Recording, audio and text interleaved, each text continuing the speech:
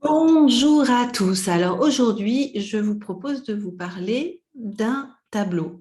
Bien sûr, vous le savez, je ne suis pas historienne de l'art, je n'ai pas fait les beaux-arts, je ne suis pas spécialiste, mais juste vous proposer de parler d'un tableau en vous disant ce qu'il m'inspire et ça peut toujours être intéressant pour le vocabulaire.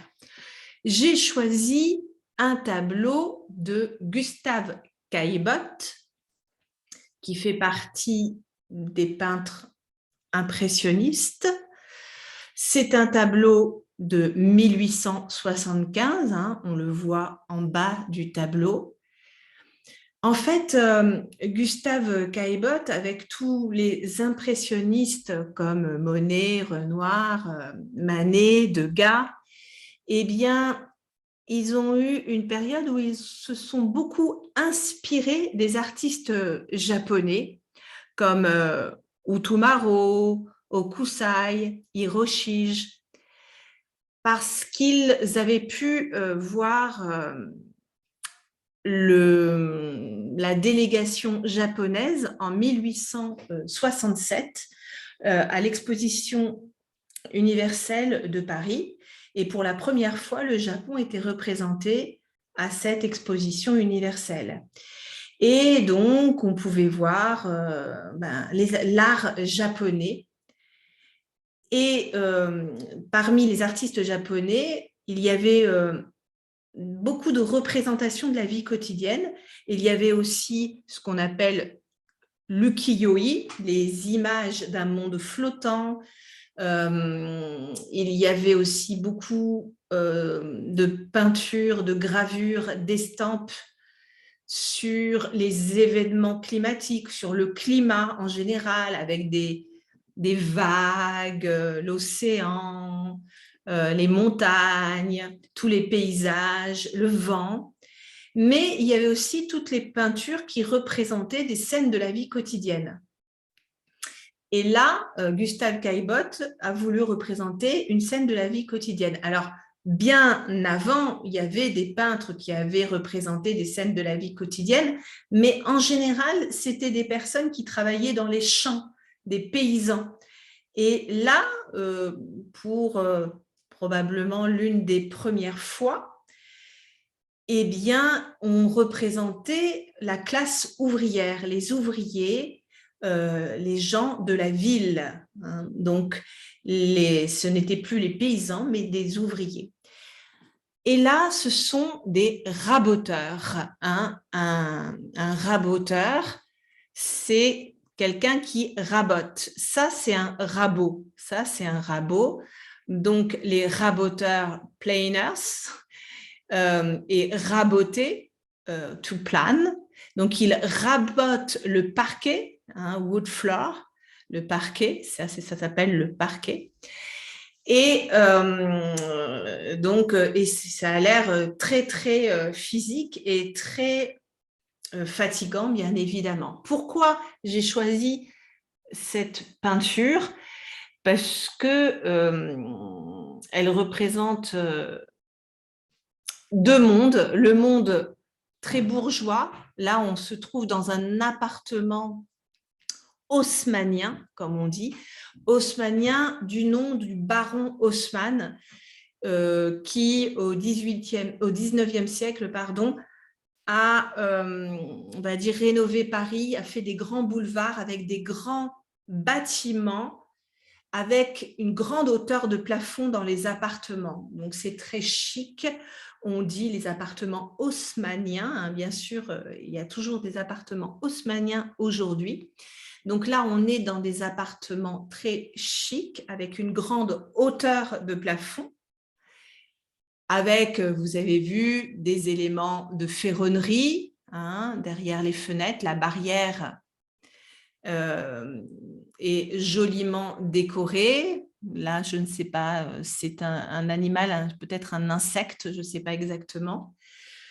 Et donc, on a des dorures, des moulures sur les murs.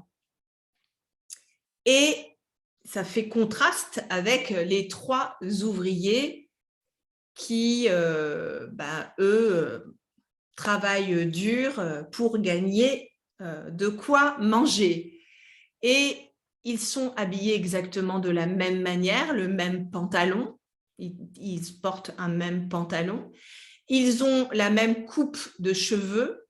On a l'impression qu'ils ont les cheveux de la même couleur, comme si, en fait, ils étaient complètement remplaçables.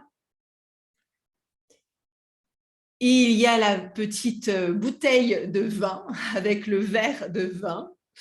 Voilà. Sous-entendu, les ouvriers buvaient beaucoup de vin pendant qu'ils travaillaient à cette époque. Alors, a priori, j'ai lu que Gustave Caillebotte s'était inspiré d'ouvriers qui étaient venus travailler dans son appartement, dans son propre appartement. Et c'est ça qui l'aurait inspiré, et qui aurait fait qu'il aurait décidé de peindre cette peinture, en plus de l'inspiration des artistes japonais qui peignaient des scènes de la vie quotidienne. Moi, ce que j'aime aussi, c'est ces jeux de lumière, hein, la lumière qui, bien sûr, qui arrive par la fenêtre, mais aussi la lumière du parquet qui a été raboté, et avec l'obscurité du reste du parquet qui n'a pas encore été raboté. Là, il y a aussi, on suppose, des vêtements, peut-être les vestes des ouvriers qui ont été mis dans le coin et qui sont dans l'obscurité.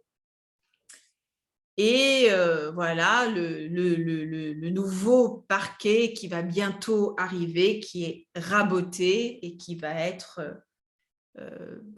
bien nettoyé et qui va avoir un super effet. On voit les outils, tools, les outils des ouvriers. Là, c'est un marteau, le rabot, un autre rabot, puisque ce sont les raboteurs de parquet.